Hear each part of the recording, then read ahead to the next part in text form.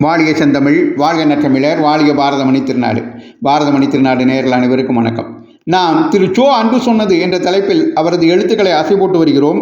அந்த வகையிலே இன்று 15/7/1976 துக்ளக் இதழில் இஸ்ரேலின் துணிச்சல் என்ற தலைப்பிலே அவர் எழுதியுள்ள ஒரு கட்டுரையை பார்ப்போம். அதாவது, உகாண்டா நாட்டிற்கு பயங்கரவாதிகளால் கடத்திச் செல்லப்பட்ட தங்கள் விமானத்தை, அதிலிருந்த பயணிகளை மீட்டு கொண்டு வந்த அவர்களது சாகச செயலை பாராட்டுகிறார் திரு சோ.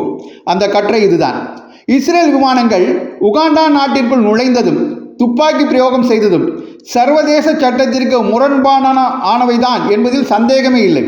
ஆனால் உகாண்டாவின் மீது படையெடுக்க வேண்டும் என்பதல்ல இஸ்ரேலியரின் நோக்கம். இந்த நிகழ்ச்சியை பொறுத்தமட்டில் சர்வதேச சட்டங்களை மீற வேண்டும் என்பதல்ல அவர்களது லட்சியம். கடத்தல்காரர்களால் பிடித்து வைத்துக் கொள்ளப்பட்டு உகாண்டாவில் சிக்கியிருந்த அப்பாவி பயணிகளை விடுவிக்க வேண்டும் என்பதே இஸ்ரேலியரின் நோக்கம். மனித உயிர்களுடன் விளையாடி கொன்று குவிப்போம் என்ற மிரட்டலையும், அப்படி உண்மையிலேயே கொன்றுவிடும் அராஜகத்தையும் வைத்துக்கொண்டே தங்கள் காரியங்களை சாதித்துக் கொள்ளலாம் என்ற விபரீத போக்கிற்கு எதிராக நடவடிக்கை எடுக்க முடியும் என்று காட்டுவதே இஸ்ரேலியரின் லட்சியமாக இருந்திருக்க வேண்டும். ஆக, அப்பாவி பயணிகளை காப்பாற்றும் இஸ்ரேலின் நோக்கம் நிறைவேற இருந்தது ஒரே ஒரு வழிதான் என்ற நிலை வந்துவிட்டது. அந்த ஒரே ஒரு வழியான கடத்தல்காரர்களை திடீரென்று தாக்குவதென்ற துணிச்சலான நடவடிக்கையை இஸ்ரேலியர்கள் மேற்கொண்டார்கள், வெற்றியும் கண்டார்கள். சர்வதேச சட்டம் புறக்கணிக்கப்பட்டதும் கூட இதன் விளைவுகளில் ஒன்று என்பதை ஒப்புக்கொள்ளத்தான் வேண்டும்.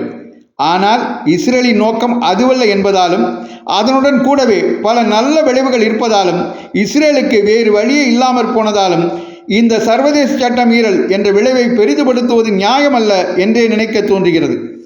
இஸ்ரேலை பாராட்டுகிறோம், உகாண்டா நாட்டில் அனுமதி இல்லாமல் நுழைந்ததற்காக அல்ல, அப்பாவி பயணிகளின் உயிரை காப்பாற்றியதற்காக. இஸ்ரேலை பாராட்டுகிறோம், துப்பாக்கி பிரயோகத்திற்காக அல்ல, அதன் பின்னால் இன்று அவர்களின் மனத்துணிவிற்காக.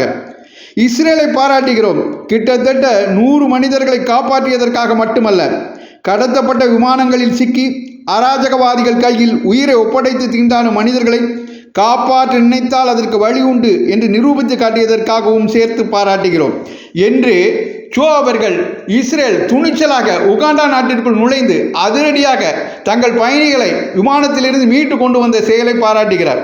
அன்றே, அதாவது 1976 அவர் சோ இஸ்ரேலின் நடவடிக்கை சர்வதேச சட்டத்துக்கு விரோதமானதாக இருந்தாலும் தங்கள் பயணிகளை மீட்க அவர்கள் எடுத்த நடவடிக்கை சரியானதை என்று வாதிடுகிறார்.